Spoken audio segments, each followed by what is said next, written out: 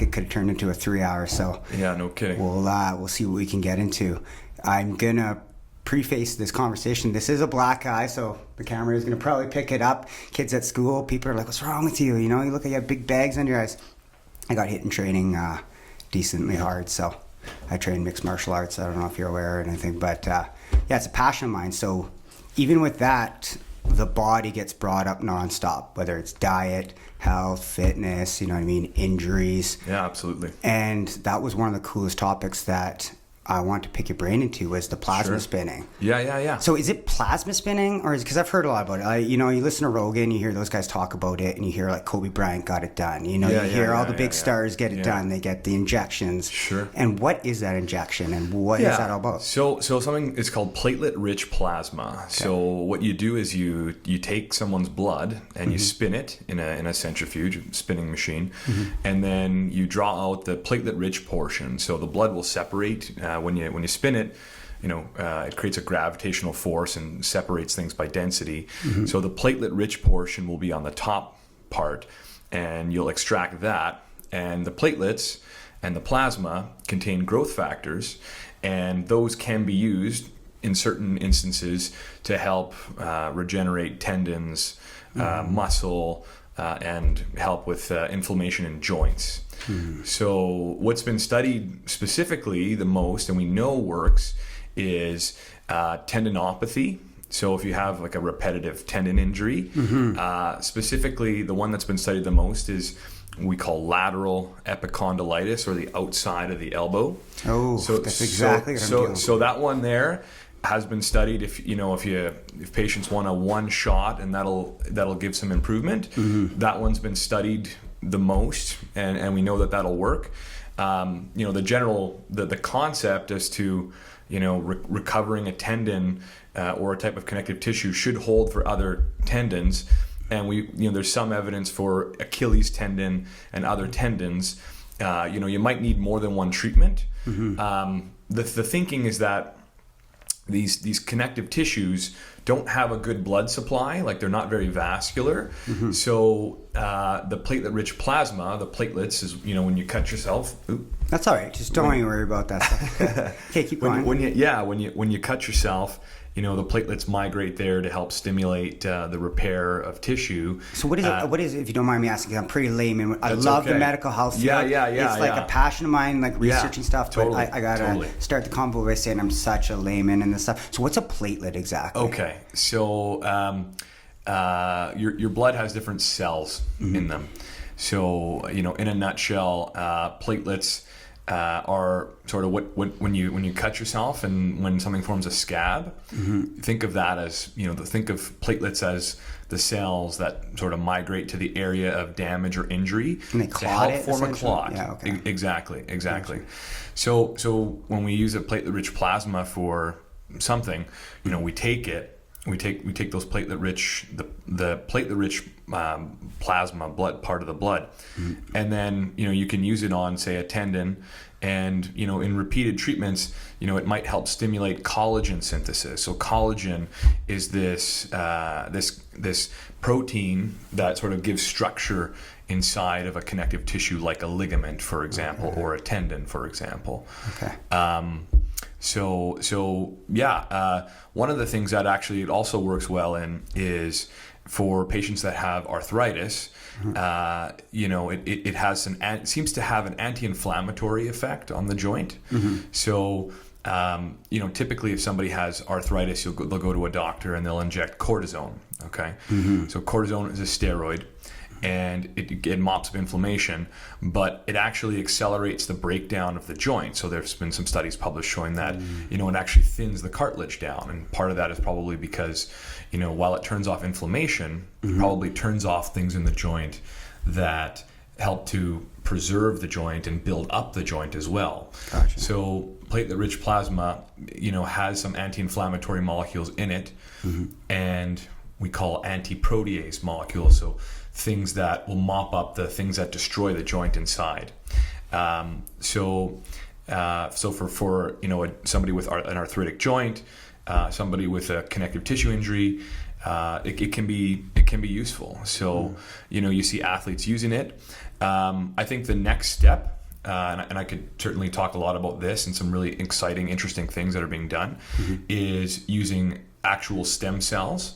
So going beyond the platelets and going into a connective tissue stem cell, and using that for tissue and injury repair. So now I'm curious. I want to segue onto that, but prior to that, I want to ask you: is this for somebody who? And it's so interesting that you mentioned that exact connective tissue. I don't know the exact ligament here. In Brazilian Jiu-Jitsu, there's a move called an armbar. I don't know if you're familiar, where it's essentially a fulcrum created between your shoulder joint and your wrist, and it hyperextends the elbow. Right. And my elbow has taken an injury to that. From physio, they've connected it down my wrist. This wrist is almost non-functioning, my right wrist. Like I can struggle to hold dishes doing dishes. But when I seem to really jam into here and give it a deep tissue massage in this ligament, I find pain at least is reduced to my wrist. So I'm wondering if where I'm going with this is there local treatments for this plasma-rich spinning, or is it out of town, or is it just as far as conceptual at this time? Okay, so I have a machine where I do it. I don't advertise it to a lot of people, but people find out about it and then they kind of connect with me.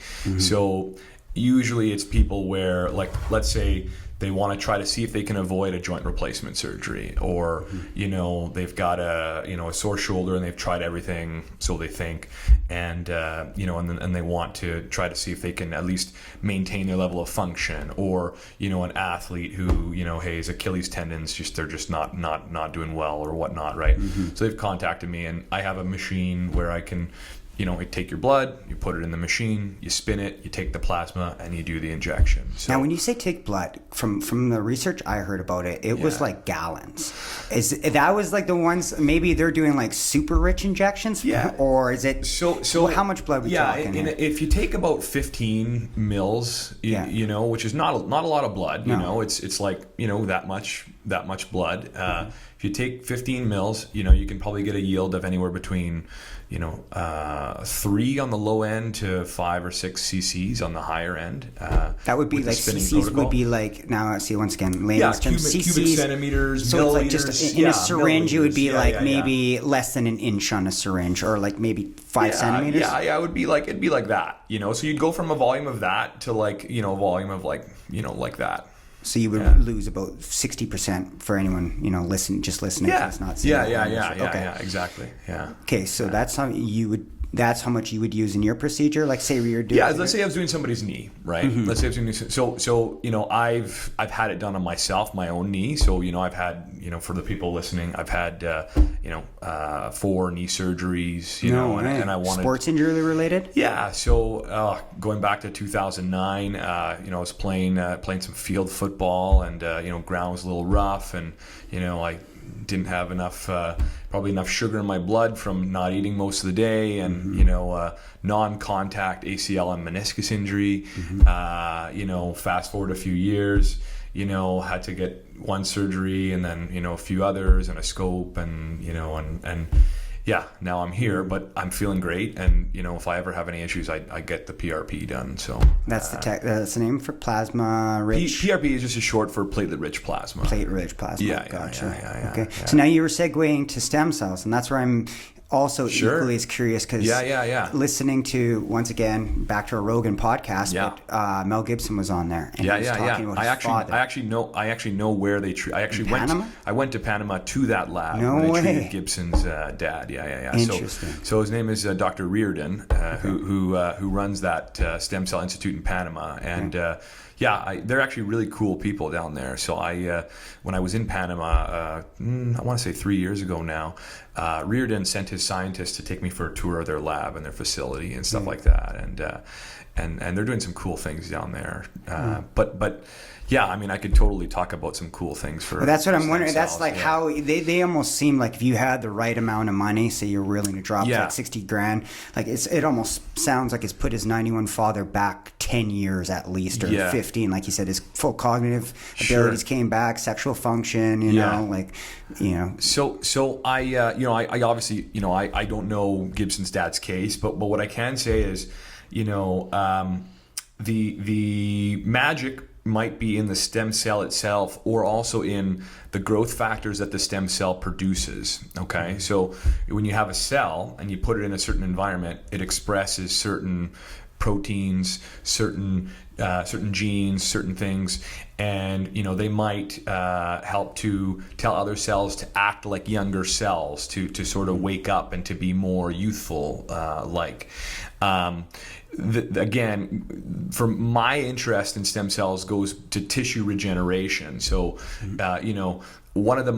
what I think is one of the most fascinating things is there was a study done in 2013 by a group of surgeons from Malaysia, and what they did was really, really cool to me. So, if you were going to have a stem cell transplant, like let's say you had cancer and you needed some new stem cells, right? What they would do is, if I was your donor, right, they would give me a drug to push my stem cells into my bloodstream, out of my bone marrow, and then they would filter my stem cells, and then they'd transplant them into you, okay, because you needed them.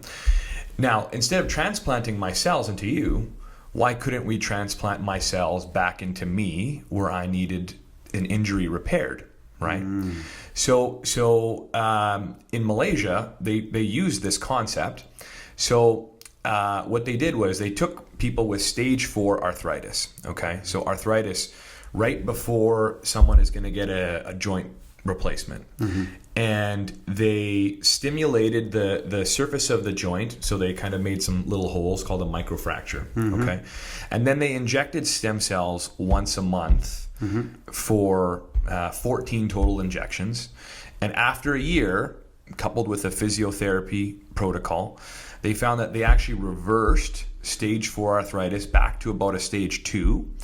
And there was changes both on imaging, okay, so MRI of the joint. There was changes on what we call histology. So if you took a sample of the tissue, there's actually regrown cartilage. Interesting. And there was changes obviously in the patient's function day to day. So these patients didn't need surgery anymore, which was quite radical. So we know that you can use stem cell technologies to regenerate a joint. Okay. So now these guys from Malaysia are partnered with some guys in the States to do a bigger trial, basically, to fully validate this in different centers. So I think it's MD Anderson in the States, is a group of docs in the States that's now doing this protocol. Okay, so surgeon with the last name Saw, S-A-W, is doing this, and they're very strict actually, because I talked to them about getting my stem cells filtered in Malaysia actually with these guys, and if you don't meet their exact criteria for having arthritis of a certain degree, they won't filter your blood. Now, one of the interesting things is so because I believe in stem cells and regenerative medicine, and again, like you can go to PubMed, an index of medical studies, and look up stem cells for all kinds of different things, and you can find evidence of some regeneration of multiple different tissues. So I actually told our hospital here, because I'm a physician there, and I said, hey, I'd like to buy this machine to filter blood stem cells, because not only could we use it for research purposes for stem cells, and we could do some trials where we would want to test some patients and see if we could regenerate their joints like these other guys are doing. But we could also use it, say, if a cancer patient, instead of going down to Toronto to get a stem cell transplant, they could do it here locally, right? Also you could use it for other things like filtering blood, filtering plasma, platelets, other things. At the time, this was 2 years ago that I pursued this with the hospital, and there was different people in the research institute at that time that weren't really, they kind of wanted to do their thing and not expand beyond, not really go into stem cells, right? So, and that might change, and I could always reapproach them. But again, I think, to me, that type of technology where we can take, I can inject you, I can take your stem cells, and then I could maybe bank them, where if you ever got an injury in doing, BJJ or MMA, anything else, boom, we could inject you. So these could be saved over time. Exactly. Frozen? Exactly. Oh, So you could put them in a minus 80 freezer, and then keep them there, preserved, and then thaw them out when you needed them, basically. So. Yeah. Interesting. Yeah. I wonder if does that cross into kind of like commercialization of a product, you know what I mean, versus so yeah, healthcare. Yeah, That's where I kind of think the litigation goes. Right? Exactly, interesting question. So if it's coming from your own body, you know, it's like as if it's platelet-rich like in platelet-rich plasma. You know, if it's coming from your own body and you're using it in your own self, then that's not considered a drug. Okay, so if you did take the cells and you manipulated them, then it becomes, you know, a drug, right? So, you know, some licensing bodies would say that if you're freezing the cells for more than, you know, say a few days, and then you thaw them out and you use them, then it's not considered autologous, it's considered a drug now, right? Okay. So you know, in terms of Health Canada, you know, I don't know exactly what their stance is on autologous or stem cells from your own body in that sense, but I do know that, you know, I mean, for transplants, you know, they can take cells and preserve them for a period of time, right? And, you know, even you know, blood transfusions and these types of things, right? So you know, I don't personally see any issue with it because you're just taking your own tissue and putting it back in yourself, right? Gotcha. So there's no issue with it, with having a reaction from your own tissue, you know, unless, you know, you had an autoimmune disease of some kind related to that. But generally speaking, you're taking your own tissue and you're putting it back in. So that's why it's not considered a drug in most jurisdictions. So, interesting. Yeah. Now, out of curiosity, why is there a connection to being countries like Panama, Malaysia that are becoming influential in this? Like you'd think, like, you know, the superpowers, you know, United States, you know, China, you know, very progressive, you know. Yeah. So the short answer is red tape. So you know, the United States has an overwatching body called the FDA. You know, Health Canada is the overwatching body for Canada, and you know, I mean, the intent is good for some of these organizations to make sure people are safe and that they're not getting, you know, voodoo treatments that, you know, could be dangerous to them. So you know, that's why these groups exist. But I think culture plays a role as well. So even once you cross the border from Canada to the States, for example, you find that the mindset is more of a innovative, trying different things, thinking outside the box mindset than, say, in Canada. You know, and I'll give you an example. So I have a friend who's a stem cell scientist in Miami, and he runs a lab called Chimera Labs. And Chimera, that's like Chimera. Is that indicative of mixing animal genes with human? Yeah, is that not a chimera? That's the allusion to what that means. Yeah. So he runs a lab called Chimera Labs, and what his company does is he takes the growth factors from stem cells and he's testing them for different indications for different diseases, basically, and so, you know, when I had my knee surgery, I had my meniscus fixed, and one of the things I wanted to do was use stem cells, like the guys in Malaysia were doing, to help regenerate my cartilage, to regenerate my meniscus. So, you know, I asked some local physicians that I work with, you know, hey, you know, could I have my bone marrow extracted? You know, it's a simple procedure. You kind of make a hole in the bone marrow and you suck off some cells. Don't you need a spinal tap to get bone marrow? Exactly. You're thinking of the exact thing. Is there dangers in that? Because I heard spinal taps do you don't have to worry about nerve hitting, or is it painful? Yeah, I mean, again, you have to make sure you're going in the right place, and you know, and it can be painful. You know, it can be. So you know, I couldn't get anybody to do it here, right? So I drove across the border and I went to St. Luke's in Duluth, and you know, I connected with them, and they were really, really interested in what I was doing. So they took my bone marrow, okay. Then I took my bone marrow and I put it on ice to keep it cool, per the protocol that my friend, the scientist, had suggested. And then I sent my bone marrow down to him to grow. Is that like getting your bone marrow across the border? Is it tough? Well, no. So I had it. So my friend's in Miami, so I didn't have to actually take my bone marrow back across the border. So what I did was I went to the hospital in Duluth. Yeah. And then I got my bone marrow. Oh, so you got it extracted there. And then I sent my bone marrow down to my friend's lab to grow the cells to a certain level. and then use them to put back into my knee to help regenerate my cartilage. No right? way. Yeah. That's super cool. Yeah. I can imagine that running a decently hefty bill, getting bone marrow extracted in Duluth. No, $300. that's it. Yeah. Huh. Yeah. You always hear the horror stories of, you know, I mean, I get insurance every time I go train in Duluth or Minneapolis because, you know, you think any little knee injury and you're going to be, you know, bankrupt after. I mean, I don't know what the other care is like there, but just to get somebody, an oncologist trained to put a needle in my back and suck out the marrow was $300. No way. American. Yeah. Still, But I mean, sound like, outrageous. For, it's you know, not going to break the bank. You know what I mean? So especially when you're talking overall quality of life and health of a meniscus tear, right? That's a big deal. Absolutely. Yeah, absolutely. How did you find it help?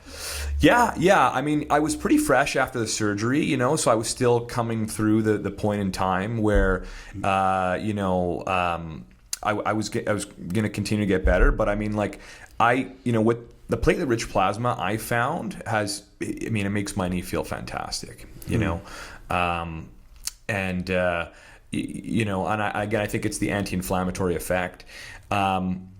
The stem cells, what I think is that you need to inject the stem cells over serially, like you need a number of injections to create a regenerative effect. So the stem cells themselves might have an anti-inflammatory effect like the platelet-rich plasma has, but in order to create a regenerative effect, I think, and this is based on the studies that I mentioned before, I think you need to do it serially. You need to do it over time. So, you know, you need like one injection monthly, like the other guys were doing, kind of thing, with a sufficient amount of cells. They've done some studies where, you know, if they take out part of your meniscus, there's a group in California that did this study. I think it was 2014, maybe it was 2016. So if they took out part of your meniscus and they injected you with stem cells right away, a certain group of people grew back some of that meniscus, but that was with one injection, right? But then a number of people, you know, didn't grow back meniscus, you know, maybe they got a pain relieving effect, that kind of thing. So it leaves a certain portion of people that their meniscus didn't grow back. So, I think, and then there's a whole other step of, you know, getting the stem cells to be in the right place for the right length of time. So instead of just throwing them into the joint, you know, if you could get them on a scaffold, like if you could get them on something to almost like a glue, like a biological put something glue. else in place that would hold them there. Exactly. Because you site inject, I imagine, into the knee, but then with blood circulation and movement, you know, the cells are just washing around. You know, you're kind of hoping that the cells bump into the right spot. You know, they're doing the thing. So I think in the future, you know, we might have like these bioscaffolds, these little things that mimic the structure of the tissue that you're wanting to repair and recover. And then you seed that scaffold with cells and maybe some growth factors, and then, you know, the tissue will grow into that tissue that you want it to grow into. So I think that's where the future's headed. Well, that's key. It's cool that you brought up the future, because that's on my list of to do to ask you, because we touched on. I love talking about the future. I know. Yeah. I got so much on here that I want to hit it all. So I can't go too deep down the rabbit hole and stuff. But you know, I don't know if you've ever seen the documentary Transcendent Man. It's very Transcendence good. with Johnny Depp? No, Transcendent Man. It was Ray Kurzweil. Oh, yeah.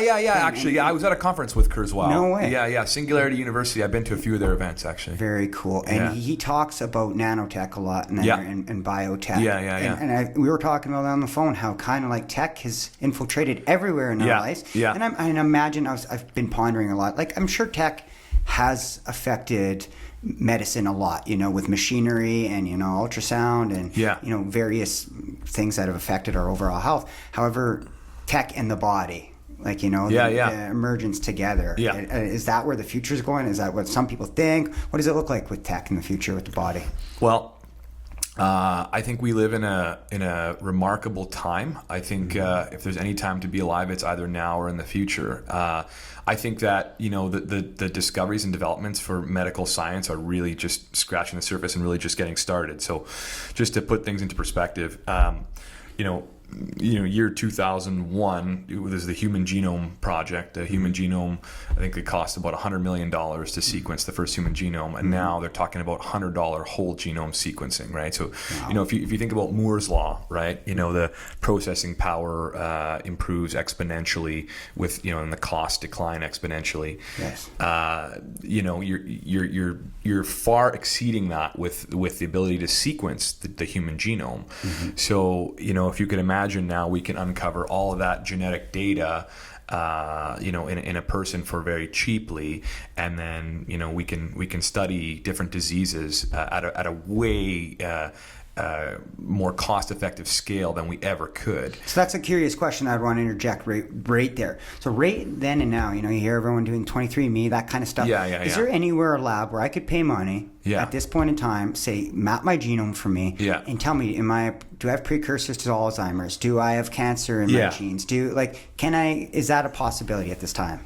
So 23andMe, just as an example of a type of company. So I got my 23andMe test, I think it was back in 2011, and what they do is something called a microarray. So it's not a full genome sequence, but what they do is they'll search your DNA for different markers that already exist and that tell you whether you're at risk for X, Y, or Z. So for example, there's a certain gene, it's called ApoE, and if you have a certain variant of that, you're at higher risk for Alzheimer's disease. Okay, so the ApoE4 variant. Okay, so there's certain and if you're a carrier for, say, BRCA1, or BRCA2, so these are the genes that confer higher risk for breast cancer and a few other cancers, for example, right? Okay. So you can 23andMe can definitely do that. So what 23andMe does is they use data mining basically to find studies that use specific genetic markers, and then they search your DNA for those types of markers, basically. So they cross-reference their data bank, so they have this mega data pool collection essentially of their clientele. Exactly. So when you not their clientele, but of published studies. So they look for published studies in the genetics world, and then they cross-reference it to your DNA to know if your DNA has those types of markers. So then they can tell you specifically that, hey, you have this tag that was in this study, and that could put you at higher risk for this, right? So that's basically what 23andMe does. Okay. Yeah. So is that when I think 23andMe? I hope this doesn't sound like a judgment, but it just seems kind of like a fun little company. You do your genome, you see kind of where you came from in the world, what kind of interest you have. Yeah. Is there a more scientific modeled company that more lab based? They had to. So 23andMe had to get away from telling people about their health because. The FDA said that they couldn't make claims, right? So the FDA was kind of coming after them. This was a number of years ago. So the FDA said, you're telling people about their health. You shouldn't be doing that, etc. So then they wiped out all of the health-related information from their database. But and I don't know if they've brought it back to the full extent, but you can still search your data and find those specific markers. But I do think that again, the ancestry stuff, it's neat, it's cool, but I think the real heart is in the medical stuff, right? And I think 23andMe, the way that they index the actual medical studies, and they tell you, okay, you have this marker, and here's the study that shows that this marker might be associated with, say, a higher risk of Parkinson's, or you have the ApoE4 that's a higher risk for Alzheimer's, right? So I think that is very cool. Now you can get other people to sequence your whole genome, so tell you all the letters, in the gene sequence and in what order and all that, right? And give you that full whole genome. You can get people to do that, but they won't interpret that data for you, right? I'm not really too familiar with, say, the scope of the market, in the gene sequencing world. I do have a project on the go now with again going into the remarkable future of medicine and genetics and these types of things. Like, I'm doing a project now that uses this technology to try to make discoveries for medicine, and I'm really excited about it. And that's it. I'm curious I'm gonna get this on first because it's not a podcast unless you have a rock salt lamp on. Oh, okay. Plugged in. I don't. You're not gonna worry about it. All good. Actually, All good. You know what? I'm gonna plug it in. Do it. I noticed I like having this thing on. That's the next question I wanted to ask you. Sure. Is you seem to have a passion for this. Every time I've talked to you. Yeah. Oh, sorry, I'm not getting the mic there. Every time I've talked to you, I just hear it in your voice, even when I chat on the phone, and your willingness to be here. It's been so cool and inspiring. Yeah, and thanks again for I love it, man. Yeah. You could tell that you love it. Yeah. When did that start in you? Like, you look, I'm not going to ask your age, but you seem young. I know you're younger than me. From the people I know, And where did that come from? Were you young? Was there a passion? Was something triggered in you? I've always been curious. I guess I've always been curious, and I never really lost that. So I always wanted to know sort of like how things worked, and I kind of got interested in human science and medicine when I was really young. So I had a cousin. He had a brain tumor when he was young. So I was 12 and he was 9, and he was given a terminal diagnosis. And so I went online and I found some guys that were doing like trial drugs for his type of cancer, and I connected his doctors with them, and he ended up living an extra 3.5 years, whether by coincidence or whether there was an effect of the trial drug that he had or whatnot. But we were very fortunate to have him around for that period of time, and around that time I just figured that I would try to pursue medicine and science and medicine to try to make a difference in people's lives, because I think that, like I said, we have the tools. We as humanity have the tools available to make a transformative impact on the lives of people day to day. Like we can, we'll be doing some really, really, really incredible things in the future. People with all kinds of different diseases, being able to fix them like that. So right? cool that you bring that up, because honestly, my passion for medicine, and I got a lot of informal, I guess, training in it, is very similar to your case. Sure. My nephew, my sister's child, and she was single at the time, so our family was very influential in his caring. He was a big part of our family. He was born with a terminal diagnosis of leukemia. So he made it to 5 years old, but it was 5 years of waiting on a child in a hospital. You know what I mean? Where you're hearing terms and you're asking what needles that you're giving, and what is this? Is it cancer? Can they bounce out of it? So I was at the same age as you were, from 7 to 12 years old is when he passed away. And I never pursued medicine, but I can kind of parallel. I see where you see that effect that it has, and that's so cool that you took it as like an inspiring route to kind of make a change. So sorry about that experience. No, it's tough. It's impacting, and that's it's kind of good segue after that. Is I never realized even the effects of watching that, and something I know you deal with a lot is I imagine, so because you're talking about healing modalities, is trauma. I don't know if you've delved into that, or the effect trauma has on people. For me, my passion is working with children and youth. I'm a child and youth worker by trade. And you see the effects trauma has on people, meaningful instances with mental health and with their overall. And I know we moved into a big proponent you think of creating healing is physical exercise and that. So I kind of want to segue into that direction a little bit about the effects of trauma that you've seen in your practice, and what would you prescribe for someone who's dealing like that? Do you deal with people with the trauma, or is it more somatic? Like that, the doctor, like where does it go from that? So good question. So I do have a mental health practice. So through St. Joe's, so I deal with patients with strictly mental health conditions and mental health and addiction concurrent disorders. So again, I deal with mostly adults, 18 and up, and patients with a variety of diagnoses like major depressive disorder, various anxiety disorders, bipolar disorder, schizophrenia, obsessive compulsive disorder, patients with history of PTSD, borderline histories of trauma in the past, certainly, and I'm not an expert in trauma per se, but I mean, I can certainly speak to some aspects of it. I mean, trauma is a risk factor for mental illness itself. I mean, I think all those things you listed off there, in my experience from working with teens and youth in St. Joe's as well, is usually those.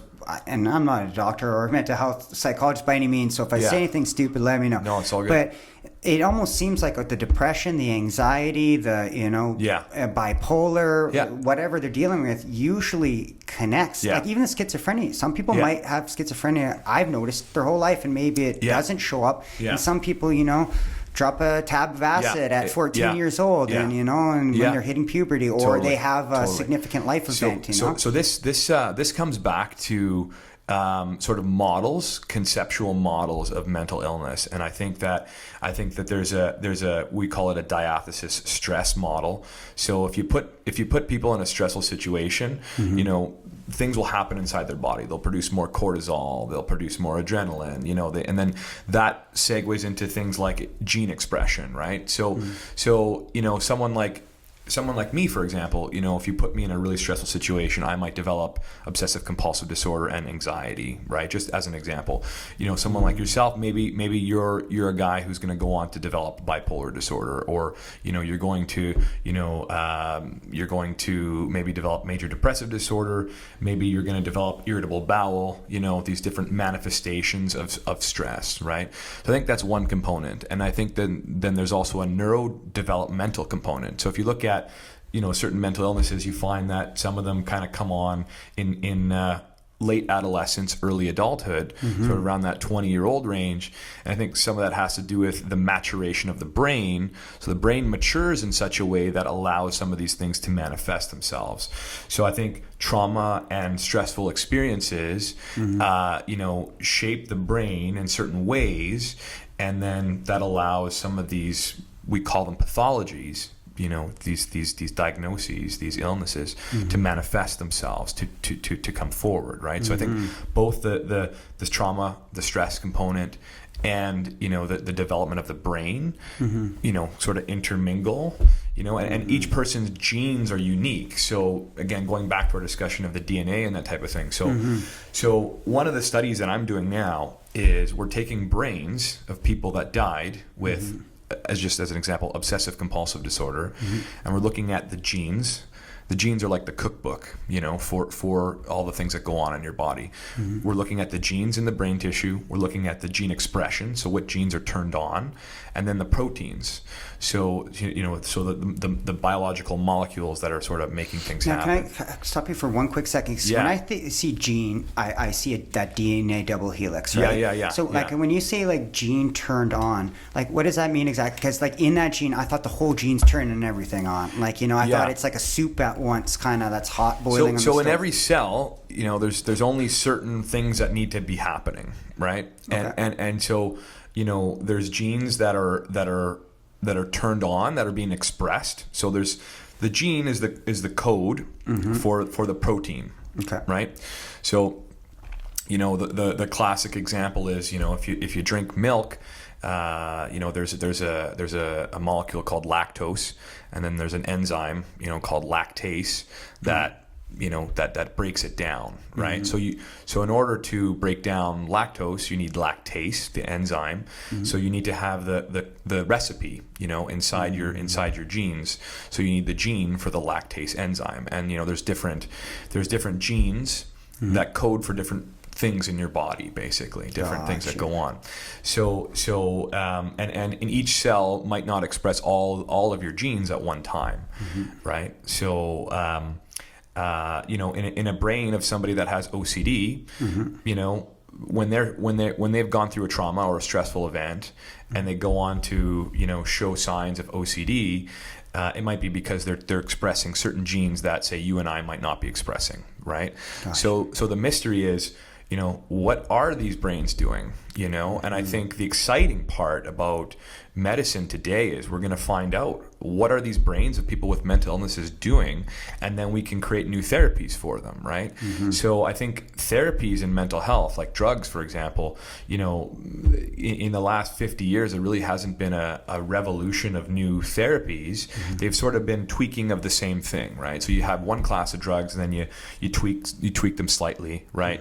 And I think as we understand fundamentally what's going on inside of those tissues, we're going to create new medications and new classes of drugs, and it's just going to explode, you know? So with cancer, okay, what we're seeing now is you take a cancer, okay, and you can look at the genes that are in that particular cancer, okay? So you genotype that cancer, and you know that there's a certain mutation that causes a certain thing in that cancer, and you can target specifically that cancer itself, that type of mutation. So, now, how do you target it exactly? With a drug, or with a specific chemotherapy, or now there's this technology where you can actually train your cells to essentially combat the cancer itself. It's called CAR-T. Never heard of that. How does it? CAR-T. Okay. Never heard of that. Yeah. So essentially, you know, what you do is you train your cells. So they take your cells and they'll take the cancer, and then they'll program those cells to combat that cancer.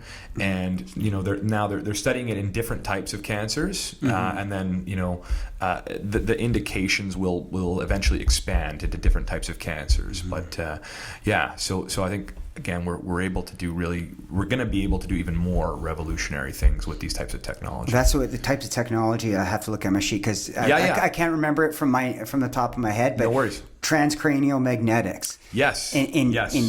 So going back to the brain.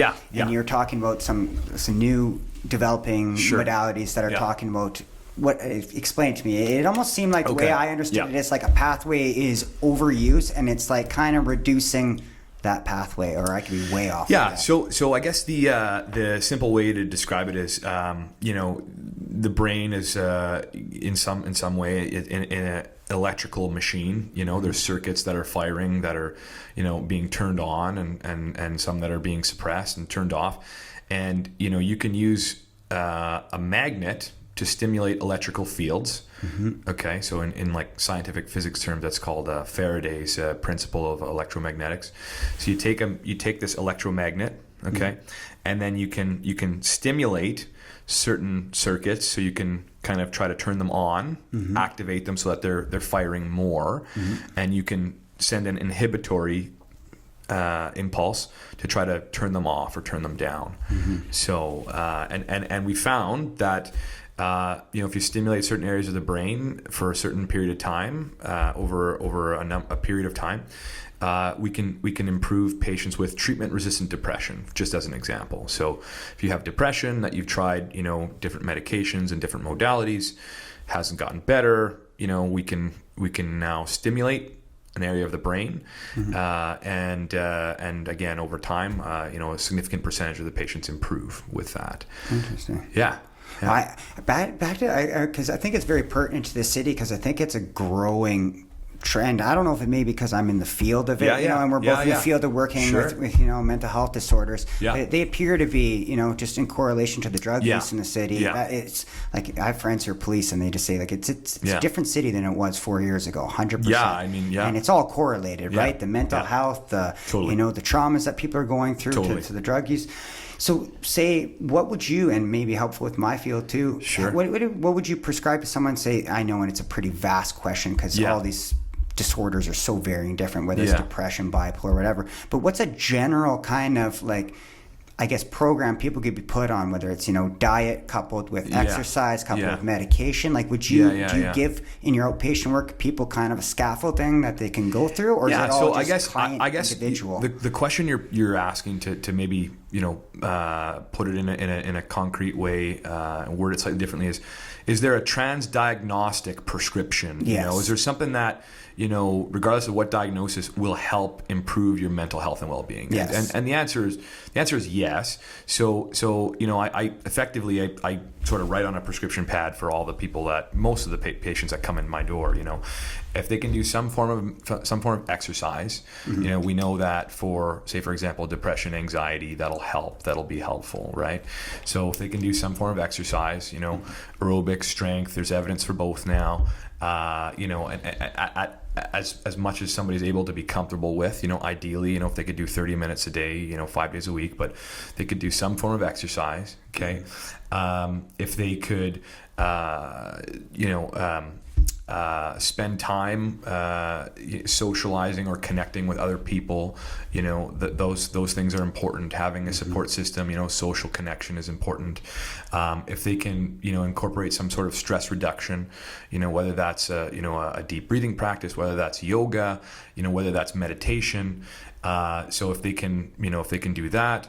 If they can learn principles of something called mindfulness, where they can observe their experience, and instead of holding on to the things that are in their awareness, they can learn to let them pass away, so that those thoughts have less of an effect on their body and their well-being. Those are things. I think getting appropriate sunlight. So we live in a northern climate here in Thunder Bay, and a seasonal mood symptoms affect a lot of people, whether it's full-blown seasonal depression or subsyndromal seasonal symptoms. So I think spending time outside, spending time in nature. There's lots of. I've started to interrupt you. I have a really curious question that's always been on the back of my mind.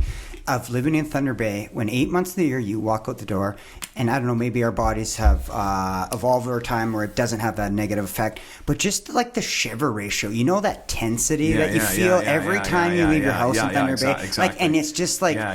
You go spend a month in Mexico, and it's just like every time you walk out in shorts, I might spend a month and a half there. I never felt better in my life. Obviously, it was in Mexico, and it's relaxing, no responsibilities, but just somatically, my body, so does that have a negative effect? Just the intensity of it, like the contraction of the body, the shaking, so I guess on a constant basis. So I guess you're talking about the physiology of cold exposure. Yes, I like it. I take cold showers. I research Wim Hof and people like that. But this feels different every day when you're getting up and you're not ready for it. You got to freeze in your car to get to work, and you got to in out. What? Is there any health benefits? I mean, not benefits, but So is it bad? And I think the number one thing is getting enough sunlight, and I think again I've seen it in my patients, and the research certainly bears it out. And again, when we give people sunlight supplements, we give them essentially a bright light lamp. We find that their mental health improves, right? Just regardless of whether we change the temperature or not, their mental health improves with a bright light lamp across a variety of diagnoses, but most studied is depression, right? So you give them like you see this salt rock here, if that had a high enough light intensity, that would be enough to say stimulate the antidepressant effect for people. Interesting. Now, does it need a certain type of light from it? Because there's different types of light, phosphorus and So what matters is the light intensity. So they measure light intensity in something called lux. Okay, so what's been studied the most is 10,000 lux. Okay. So you have to be a certain distance away from the light, such that the intensity that reaches your eye is 10,000 lux. They've done studies now where blue light can give the same effect, and they think that the blue light, the part of the white light that's blue, is what actually gives the effect. So, and this goes back to suppressing melatonin in the eye, in the back of the eye. There's receptors that do that. But bottom line is that bright light has that effect. And whether it's you're using the light supplement or whether you're just going outside, But again, some people they work a job where you go to work and in the winter, right, and go in December. You go to work at 7, 8 o'clock. You come back at 4 or 5, and it's you've missed all the light during the day, right? And I think that's very important for well-being. Is that correlated to like melatonin, serotonin release, like you touched on? Yeah, very much. Like you're missing the whole sunlight. Your brain thinks it's dark. Then you go home and you're on your iPhone or iPad or TV for the next 7 hours or whatever, right?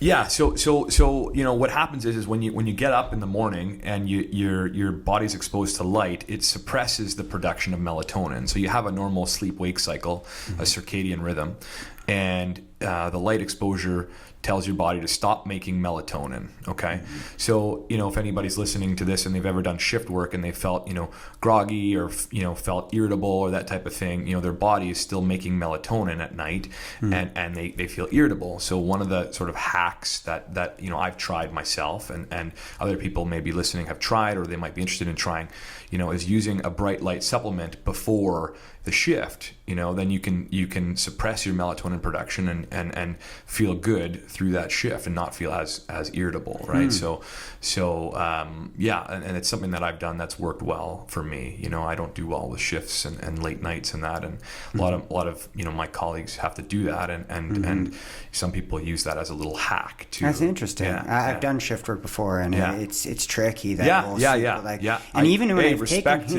to people that do that. I'm done with the shift work now. I won't do it ever again. But I even know when I've supplemented with melatonin, like I feel groggy the next day. I feel like it takes me a good hour and a half and a coffee to kind of to get out of that zone.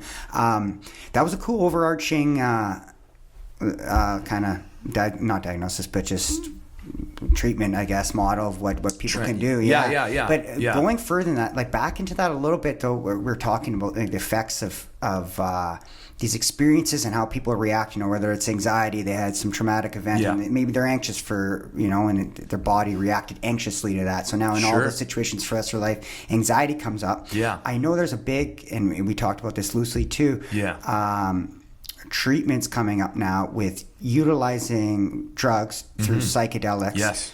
Where it allows people to go into these traumas and kind of look back on them from a non, I don't know what the word would be, physically charged state, so they can process through them. And I'm kind of seeing that in my own life, becoming a firm believer of that, of really like not having a base in trauma to noticing, wow, this, witnessing someone dying at 12 years old in front of your eyes, like I thought I was tough and I went to school the next 3 days after, and I buried it, and this up, but you kind of start thinking, oh no, like that came out years later, and maybe through drugs and alcohol use, which I've struggled with heavily in my life, and other things, you kind of go, like I'm not, I have skeletons down there that need to be dug out, So, and I know you talked about that, you have license to do certain parts of that, or you've done research? We'll unravel that. So with respect to PTSD and trauma, there's some really interesting work going on now using MDMA,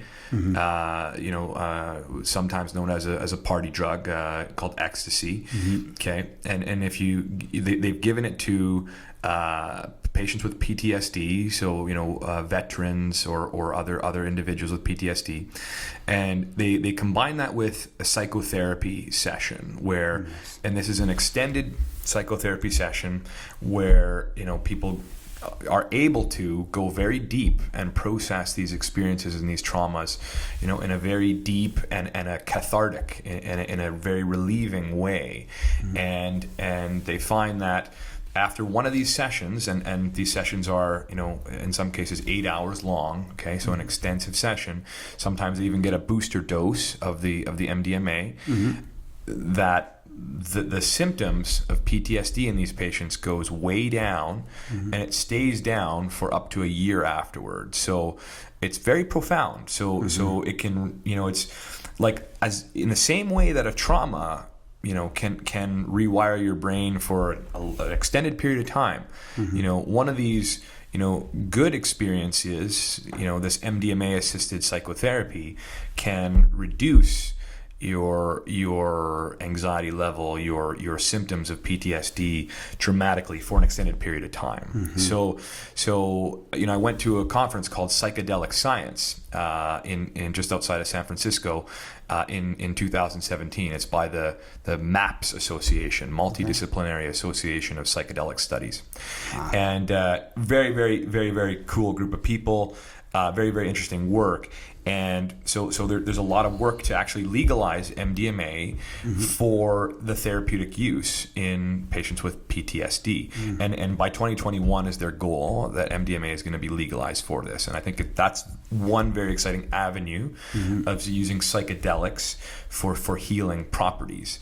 Now, would MDMA be classified as a psychedelic, or is that like a stimulant? And that's the thing, right? Like it is an amphetamine molecule, and so I wouldn't call it a psychedelic because it doesn't give you a true psychedelic experience, like where you might have a hallucination, you might have altered perceptions, that type of thing. So the classical, we call them classical hallucinogens, like magic mushroom or LSD, or DMT, and the things found in ayahuasca. Okay, so just as an example, the magic mushroom molecule psilocybin, they find that in patients with resistant depression, or even certain types of addiction, they find that one dose in a controlled setting can dramatically reduce the symptoms in people, potentially to the point where you wouldn't even be able to diagnose them with the disease, and it lasts for a long period of time. These effects. The effect of this after one treatment. After one treatment, and these are treatments, because I've had some. I won't go into them too much right now, but I did go through an ayahuasca ceremony. Yeah, very neat. And it was 8 hours of literally the hardest 8 hours of my life, hands down. Yeah. It was pure torture. Yeah. And it had a lot of positives, but a lot of negatives too. But it wasn't coupled with that psychotherapy model. Sure. You know what I mean? Where so say you go to Peru and you have the whole gamut of 3 days with a doctor and all this stuff. So these psilocybin experiments, 'cause I'm really super curious about psilocybin. I feel like there's a super promising future in it. I see trends. I saw marijuana. I even went to school for horticulture when I was 19. That was like 17 years ago, because I knew marijuana was around the corner for being what it is now, and the healing modalities to it. But psilocybin, I think, is on the next cusp. 100% agree. And I feel like it's almost cooler in a way, because psilocybin isn't. I think anyone who's done it is not just like a recreational thing. You're not doing you're not doing magic mushrooms and going, partying all the time. Some people do. Don't get me wrong. You can, but the general populace. Right. So it doesn't have that kind of effect where marijuana. I'm a little on the fence, and I'm a marijuana user myself. I admit that openly. Now it's legal, but I don't know. There's a danger to marijuana too. Still, I feel like I correlate it to like an air leak in your tire. You're using it regularly. You're you're not at optimal all the time. Depending on how much you're using it. But the psilocybin, I see a lot of promise in that. Yeah. And that's from my own personal, even with microdosing, I've noticed just an elevated state of happiness. And I'm kind of all over the place, but there's just so many factors to it. Like I've heard of there's a lot of studies, the high prominent CEOs are microdosing it for I was even looking at Zuckerberg there in his Congress thing. He's microdosing something because his pupils were there's no color in his eyes. Like that David Guetta video where his pupils are super dilated. There's no color in his eyes. So all these guys are doing that, and so that's why I'd just be curious to hear what you think about the psilocybin route, and what are they finding research in that? Tons. So a lot of people can listen to this and be like, he's talking, drugs, Yeah, the top researchers in this field are the guys from Johns Hopkins and the guys from King's College London, King's College in the UK. Okay. And if you look at any of their papers, they find some extraordinary things with psilocybin. And so when patients take a classical hallucinogen like psilocybin, they have if the dose is right, they have a transpersonal experience. They have almost a spiritual experience. That, again, might be coupled with some hallucination, and again, you find that people's lives are transformed after this experience. So people often say that this experience was one of the most if not the most transformative experience of my life. I feel a greater sense of purpose, a greater connection to things. It's a very mystical and profound experience. They've even they've taken religious people from different groups and they've given them psilocybin in controlled settings, and they found that they were more connected with, their higher being, their higher power, or they had, these incredible types of experiences. And again, I think it's that experience that's therapeutic. And I think, for a number of reasons, this transpersonal experience likely, and I think we can validate this with some brain research, the brain scans that are being done with these types of things, sort of cuts you off from that everyday baseline brain state that's constantly bombarding your brain with the same sort of impulses, whether it's, I'm a patient with depression and I'm constantly having negative thoughts coming into my head, or whether I'm a patient with addiction and I have the repeated thoughts of I'm craving this substance. So these psychedelic substances like psilocybin likely create what's called an ego dissolution effect. So it breaks down that same thing that's happening, and it allows your brain to reorganize itself and to take on a whole new perspective and a whole new set of behaviors instead of just the same things going on. Right? In layman's terms, for me, what I like to think of it's almost like control. You have too many programs open, and you remember those old desktops, and they're like bogging down, and it can't work anymore, and you're clicking on everything, and some things are running in the background still. It's like control deleting your computer and almost resetting it where those programs are gone, where you can kind of pick what you're going to open again almost, and pick, hopefully, which I think is a big part of it too, because I'm not just to focus on the drug, but like having that, what we talked about before, that support network behind you, the counseling, maybe a physical exercise routine, you can couple that with, because I watched some good documentaries on the ibogaine in Mexico, where heroin addicts are coming out with no withdrawals, they feel totally fresh and rejuvenated, but often environment, probably from your studies, plays a massive impact on how you interpret things in the world. And, they go back to old environments, and slow enough, all the old programs, windows start popping up again, right? And they're back to where they were. So I wonder, is that a big part of it? They found through the research that people have to kind of have a structured net around them after they do these, or? I mean, I think with addiction in general, again, being away from triggers and things like that, but in terms of patients with addiction and use of psychedelics, I think that research is, again, very promising, but we still need to do more to understand, what effects it'll have on patients with addiction, So there was a study on alcoholism or alcohol use disorder by Johns Hopkins. They did a study also on smoking and smokers. They found good results from those papers, right?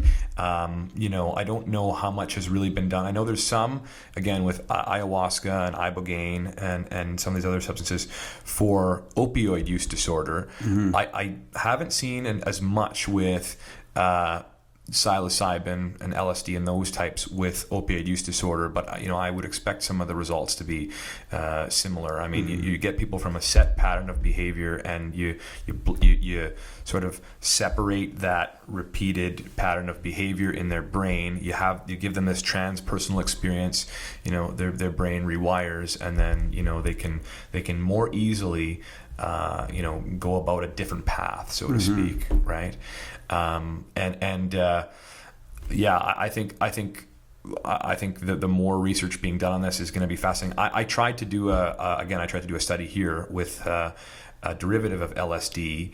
I don't know. Yeah. And what would that derivative be called? So it's essentially a phosphorylated LSD molecule. So it's a prodrug of LSD. Okay. So you take the drug, and it turns into LSD.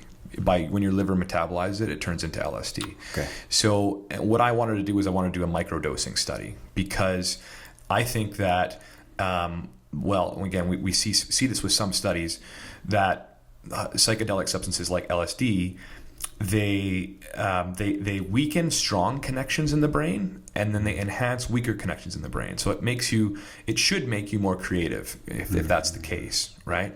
But we don't have evidence. We don't have hard evidence in a clinical study setting. I mean, we have lots of anecdotes, right? Like you said, the CEOs and high performing individuals and lots of people. Or personal example, when you say you think of your day tomorrow when you're on LSD or a high dose magic mushrooms, like, oh man, I got to work in 2 days, and my car is still parked there. Good luck. Goodbye. Yeah. You try to think those rote, compulsory thoughts. You're going down a rabbit hole of fear and anxiety. You got to let go and let those back parts of your brain turn on. Right. So in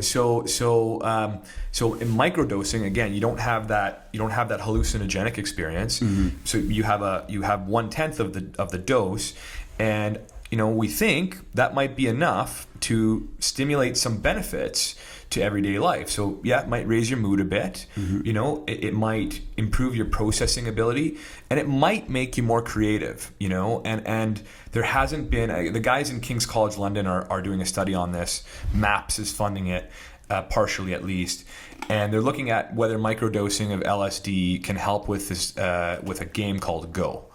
I don't know much about the game. Like the board game Go? I think so. Okay. Yeah. I don't know much about it, but they're trying to look at microdosing's effect on cognition. Okay. So and that's what I wanted to do too, is I wanted to look at this LSD derivative and I wanted to look at its effect on cognition in healthy people. So, does it, for example, make you more creative, right? And how can we measure that? So I connected with a few people at the psychology faculty at Lakehead, and again, like there's still this taboo in some people, but hey, you have some of the leading universities in the world now that are studying this, right? And it's only going to be more exciting. My understanding is you almost need those trailblazers, right? You need those people are breaking that headway to do this stuff. And again, I'm only one guy, and I've got a lot of things on the go, and again, I'm very excited about this type of work, and I even offered to, with my own money, pay a researcher to do this type of work, So if anybody's listening to this podcast and says, hey, I want to do this study, I'd gladly, be supportive to fund it and supervise it and so on, and we could make it work. So yeah, you got a busy schedule, huh? I do. Yeah, I do. But going back to the psychedelics, so there is a legal psychedelic that is used. So people listening may have heard of ketamine before. Okay. Yeah. So ketamine is used in most commonly in a medical setting as an anesthetic. So if you broke your arm and you needed to get your arm repositioned in an emergency department, they might use ketamine. Oh, I didn't know that. It's commonly used actually in like pediatric fractures. Okay. So if you give ketamine to people in high doses, it dissociates them, so they don't feel the pain, and they sort of trance out, they space out, they go unconscious if you give them a high enough dose. But like different from other anesthetics, it doesn't suppress your breathing and doesn't really change your heart or lung function, really. Okay. So that's the nice thing about ketamine used as an anesthetic. They find that when you give ketamine in low doses to somebody with, say, depression, their depression goes away. And it's almost instant. So and I've used it on patients for this, and I'm trying to actually bring this to patients here in Thunder Bay, and there's actually now more buy-in for this. Actually, I've got a patient that I'm treating, this week with ketamine, and again, it's the same concept where it's that we call it ego dissolution, or breaking the default mode down, right, in the brain, and then the brain can reorganize itself. So I've seen patients where you give them a dose of ketamine and they have a very cathartic experience. They're able to process things differently, and we know that on a biological level, we're changing gene expression in the brain. We're activating certain growth factors in the brain, stimulating different neurotransmitters, that type of thing. The interesting thing about ketamine, though, is that it needs recurrent treatments for at least a period of time. So versus the other psychedelics, it's sort of like a seems to be sort of like a one and done, Do the type of thing. psychedelics on mine Like magic mushrooms, like psilocybin, LSD. Yeah, you're getting a heavy hit. You're going through an 8-hour experience versus ketamine. I don't know. I've never experienced ketamine is like, if I gave you, if I gave you a shot of ketamine at this dose, the trip lasts for about an hour. Yeah.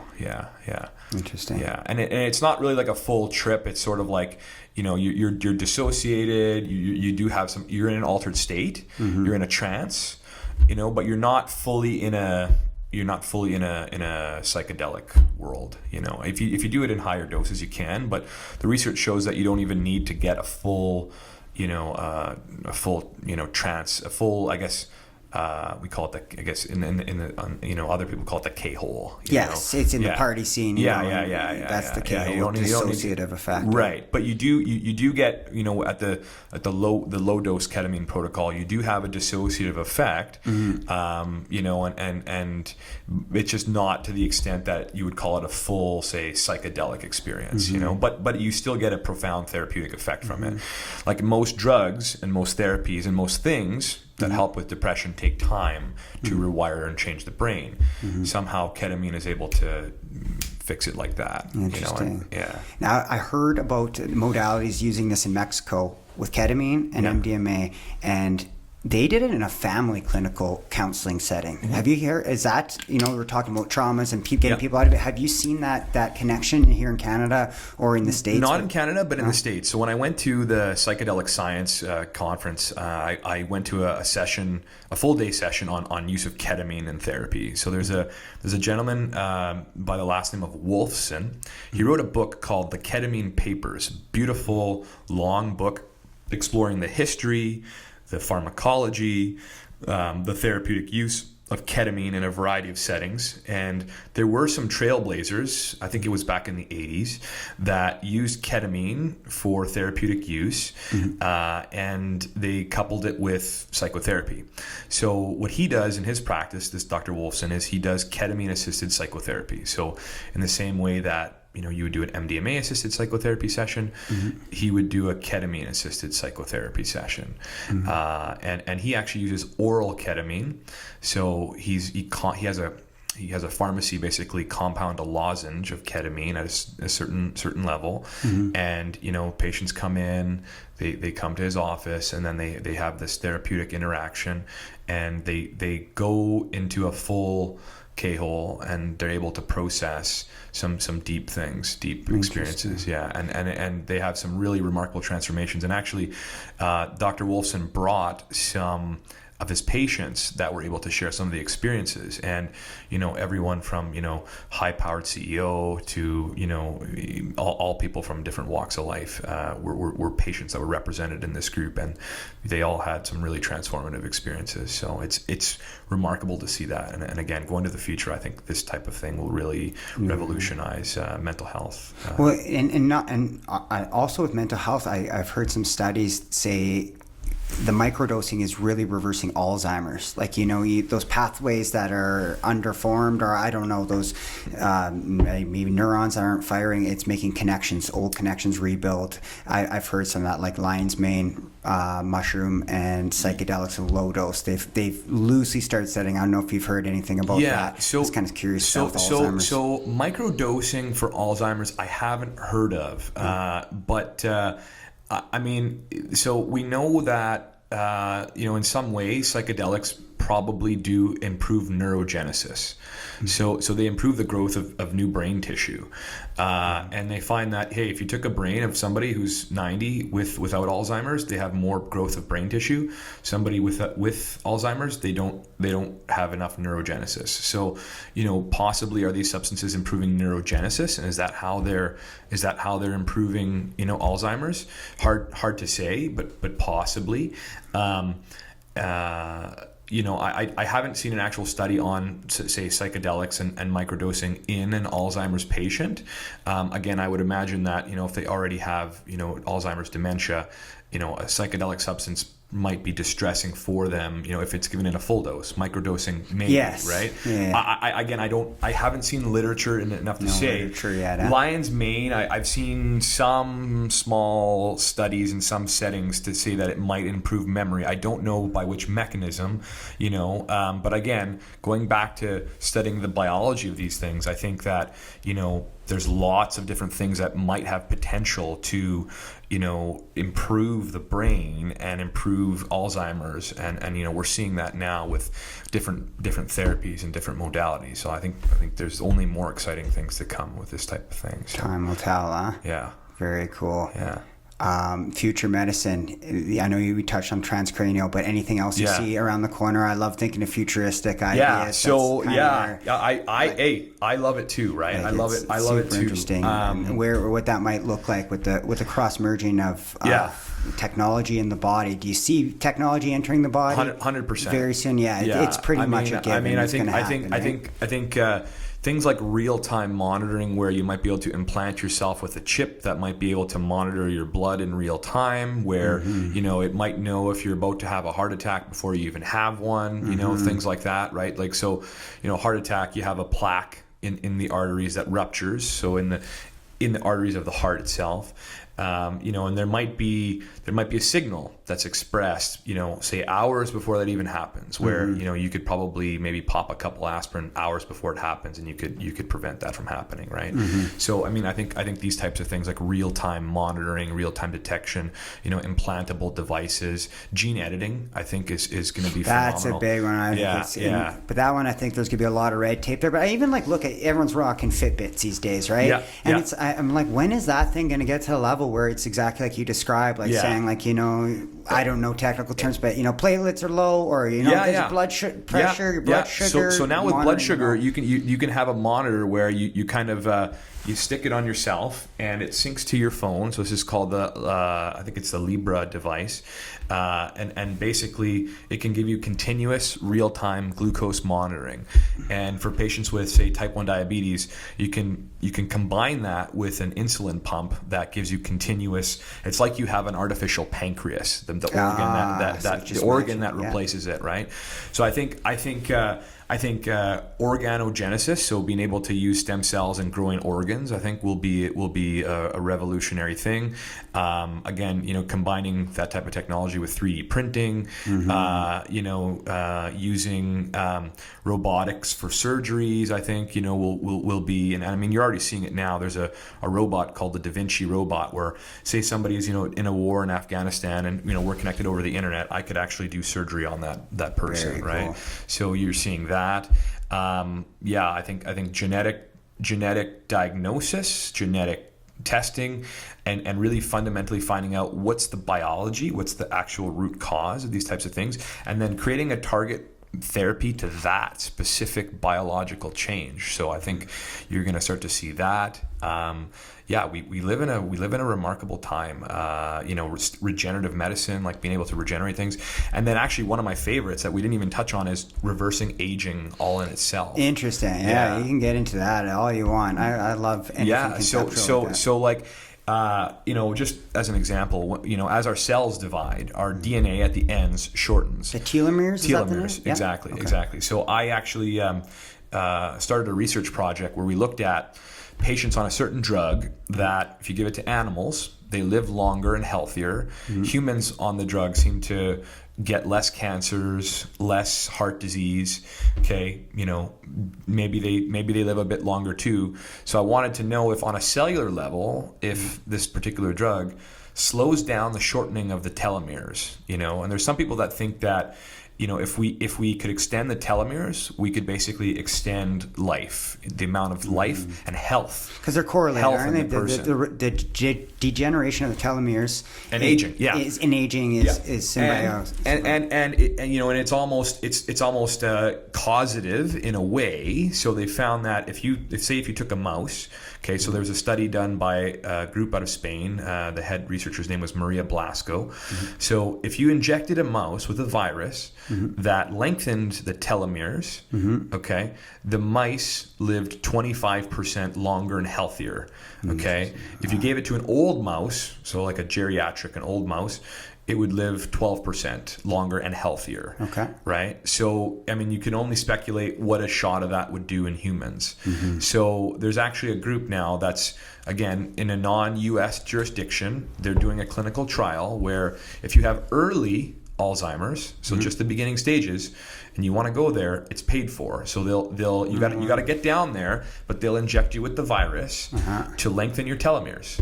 So there's telomere lengthening therapy out there right now. Huh? It's already there. It's in the fringe, like you said. You got to go to a country. You got to go to Mexico, and you got to get it done there, right? But I believe it's Mexico. It might be. I don't think it's Colombia, but they have a guy named Dr. Jason Williams who's working on this, and a woman named Elizabeth Parrish. Now, is there a correlation? Because that's something I get worried about being in a combat sport and knowing people in combative sports is head trauma, right? Getting your head hit against things. Is Alzheimer's correlated, like, effects like CTE and stuff like that? Yeah. Would that be helpful? In the future, are people going to be getting this stuff done? I guess preventative. I think for CTE, we might, and they've even shown this now, where you can do a specific type of a brain scan, and you can correlate this brain scan with. The people that have had CTE that go on to have CTE later. There was a study published in the last year on this. And I think, if we could say scan your brain and know, this guy might develop CTE, then we can maybe give you therapy that might help with that. We don't have anything now that can change a trajectory that we know of. Okay. But I think being able to repair and regenerate a brain, I think is, and whether it's going to be a stem cell like technology, whether it's going to be, some other type of medication that can help improve neurogenesis or regeneration inside the brain. I think these are the types of things that you're going to be seeing, right, to help with people with, say, something like CTE. What are the signs of, because that's where that question came out of curiosity, like, say you don't have the effects of CTE, but you're in something that's high risk, say football, you're getting your head hit a lot. Early onset Alzheimer's, what does that look like early onset, where okay, send this guy to Mexico or suggest to them, you have early onset Alzheimer's, you get your telomeres lengthened from this treatment, right? So Alzheimer's is a type of dementia. So dementia, you have a cognitive deficit. So deficiency in your ability to process information and think and plan, and memory impairment. And usually, some deficit in, an activity of daily living, so it's a cognitive impairment that's global, so different aspects of your daily function are impaired. So if you have early signs of that, and your doctor rules out other possible causes that could be related, and that your doctor gives you a diagnosis of Alzheimer's dementia, then, amongst other things, the therapies that are available for Alzheimer's today aren't that great. There's a certain drug that raises the level of acetylcholine in the brain, and it might slow the delay of Alzheimer's by about 6 months, and it might help improve memory a little bit, but it doesn't slow the progression. It doesn't change things, right? So whether or not telomere lengthening might do that, I think it is an interesting thing that should be studied, and I think these types of thinking and these types of therapies, show a lot of potential. Interesting. Yeah. Well, I definitely got to pick your brain about this, because I'm very curious, approaching my 40s in a few years. Yeah. And the effects of diminishing testosterone levels in the body. And I know now that you can get creams and doctors prescribe it. It's kind of something that's been taboo for a long time, right? Sure. Testosterone, you're doing steroids, But what is the benefits of, and I've even seen studies that say even women benefit from increased testosterone levels, not that they're going to get bigger or muscular, but just memory, everything. Yeah, and I mean, in women too, hormone replacement that's, post-menopause that's done in the right way can be beneficial therapeutically, not just testosterone per se, but, men with symptoms of low testosterone, I mean, they certainly show benefits in terms of their level of function. You know, their energy level. You know, their strength, their sexual drive. You know, their mood. These types of things, right? And so I think. Therapeutically, testosterone for patients with low testosterone levels, I think, you know, definitely, you know, is helpful. I mean, there are other options as well.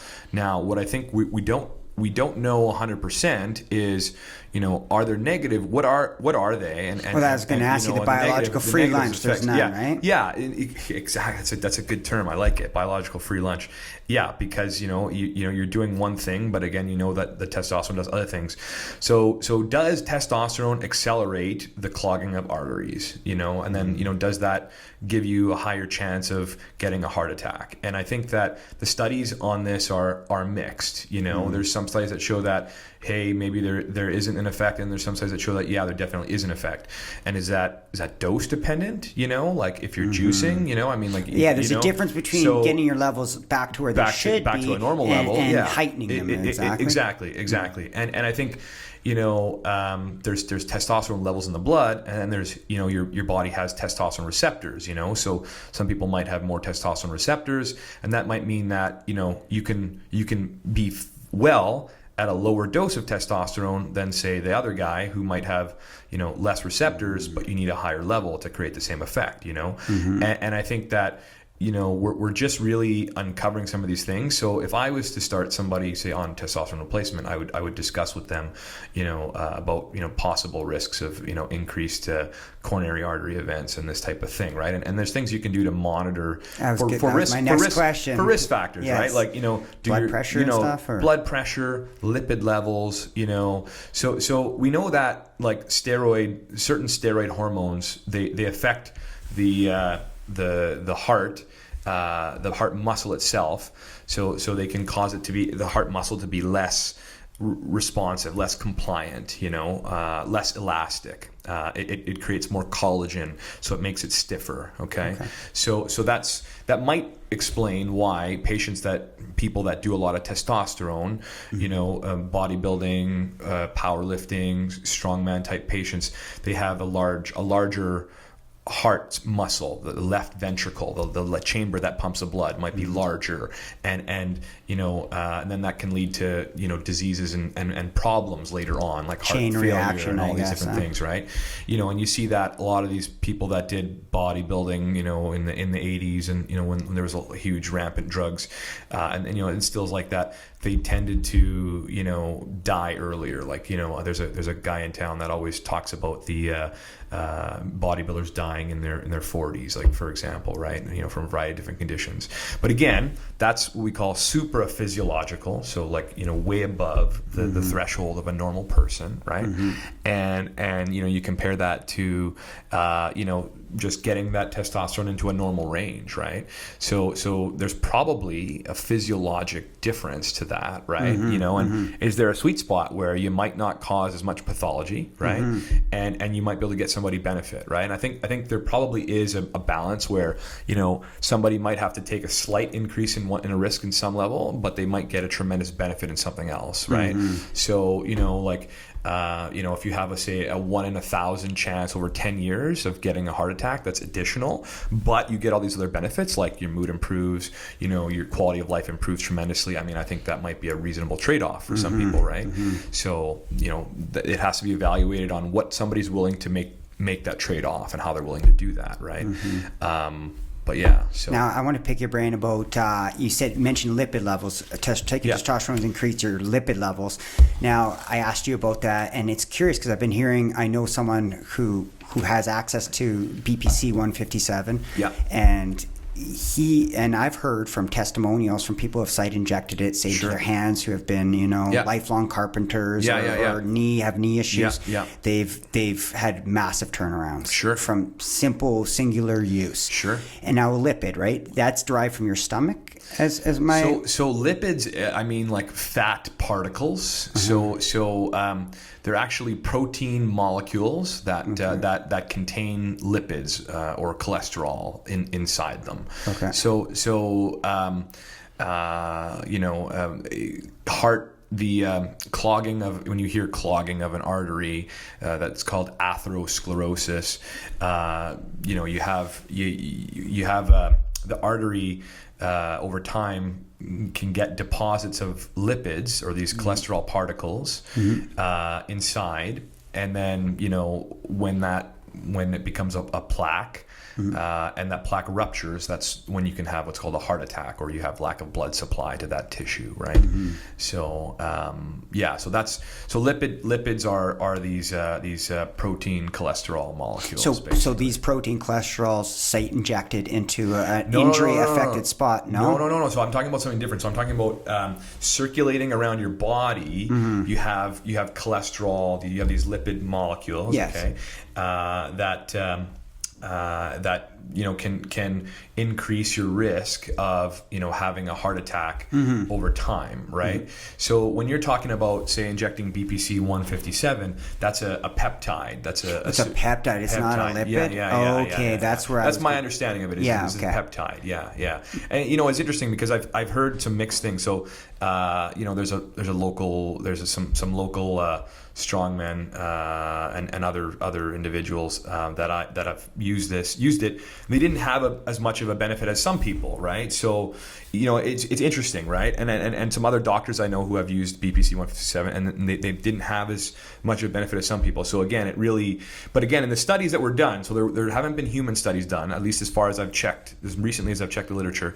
So in the animal studies, it showed some remarkable effects, right? And I mean, the question is which people will benefit, and again, it's all about doing these tests, right? And I again, as somebody who's passionate about medicine and passionate about the research and passionate about the future and improving people's lives, I wish we could have more money and more resources to do these types of studies that really matter, and we've got smart people all over the place that could really come together and make a big impact by doing this type of research, right? Like, hey, why the heck not be able to regenerate tissue with BPC 157 if it works, right? Yes. And if it's safe, right? Yes. So I think what's these slowing types of it down then? It's probably a pretty answer. multifaceted I think again, it's like all these things we mentioned, right? Like stem cells, psychedelics. I think part of it is culture, right? Do you have enough people who want to do research and who want to investigate medical science? Part of it is financial resources, right? Like, so are people, a society in general, are people that have money, whether it's government agencies or whether it's private individuals willing to invest in this type of research, right? And are people in institutions that have access to these types of things? Whether I'm a chief of a university, am I willing to give resources to cutting edge therapies, or am I just going to pursue the status quo, right? Am I just trying to get a publication, or am I trying to be groundbreaking, right? So I think there's academic gaming, right? So like are you going to spend your career tweaking the same thing and just pumping out papers on that when there might not be a big impact, or are you going to do something where there might be a transformative impact, right? And I think again, I'm more of the type that I want to help people, and I want to do things that potentially could be transformative and potentially impact people very, very, very well, right? So and again, some of my colleagues might say, hey, you need to do basic science research, which I agree, you need to do fundamental research. But I think that there's just for example, there's lots of really smart people and talented people that they might be able to use their skill set to a different problem. They might be able to, instead of say looking at fish DNA, and looking at certain aspects of fish DNA, maybe they can take that same technique, the same skill set, and apply it to, say, the OCD brain, or biomarkers for, say biomarkers for ALS, So I think that, there's a cultural thing. I mean, I think even in my own field in medicine, right? Like, I wish there was more of a culture of innovation, right? So I wish that instead of people going in to do a day job day to day, that there was a thing to, hey, can we do this differently? Can we do this better? Can we think about how to move beyond? And I do have some colleagues who do OR like that, obviously enjoy being with them. And when I go away to conferences, especially in people from the United States that I meet, there's lots of people that are thinking differently, that are very innovative, right? Like the Kurzweil conference that I went to. Singularity University hosts an event called Exponential Medicine. So they talk about exponential technologies and how they interact with medicine, right? And so again, but that's a cultural thing, right? That's a thing. It's like the people there, they've bought into this idea that we have the power, we have the technology, we have the resources. It's a matter of putting all the pieces together to try to make these creations and make these changes and to move the chains, forward for medicine, right? And again, that's the stuff that excites me day to day, right? And so, again, institutions by their nature, there's lots of people, they're slow moving, right? Versus a startup, right? They're flexible, they're adaptive, they can do different things, right? There's also a regulatory environment, right? So on the one hand, there's a culture of innovation. Then there's a regulatory environment that, you have to have a clinical trial, which takes lots of money, and it has to fit, it has to pass an ethics approval. It has to pass an institutional approval, and then, there might be people that are maybe short-sighted, or, maybe they are rightfully worried about safety in some cases, right? And so all of these different things have to happen in order to be able to do these types of tests, right?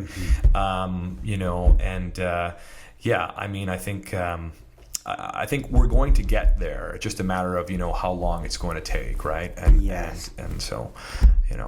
That's very cool. Well, I want to end this off on a two-part note, because I kind of see, because you'd be surprised how fast time can go in here. It's kind of like any job really that you're doing is you can be an engineer because you want to go to work 9 to 5 and you want to get your check and you like that, and there's nothing wrong with that. Or you want to be someone who's on the cutting edge cusp of making change or designing, or really, and I could see how you're talking. There's so many moving parts, especially when it comes to the human body and protection and health and all that. So I think rightfully so, it does move slow, but I'm on the agreement with you that I would love to see that innovation. But honestly, man, it's a pleasure to see you and your passion for it. Thank you. I honestly think we'll have to do this again sometime, because I feel like there's 2 more hours of content of just your passion alone. Really, really, really grateful for the opportunity to speak here, and I hope people found some interesting points of conversation. And I'd love to chat again. I'm sure we could come up with lots of good content to speak about. So it's cool, man. Your passion shines through. So thank you very much. It's exciting to meet a doctor that's so open with you're available for your time and just to speak about it passionately. It's really inspiring to see, man. I really love Thunder Bay. I think what you're doing here, getting local innovators and local young talented people and showcasing them, I think is a fantastic thing. I mean, it really, really highlights a lot of the good and great things that are going on in the community. So, I'm really supportive of this initiative, and thanks again for having me. And I think what you're doing is fantastic. So thank you. It's been a pleasure, man. Yeah. Awesome. Thank you. All right. Cool.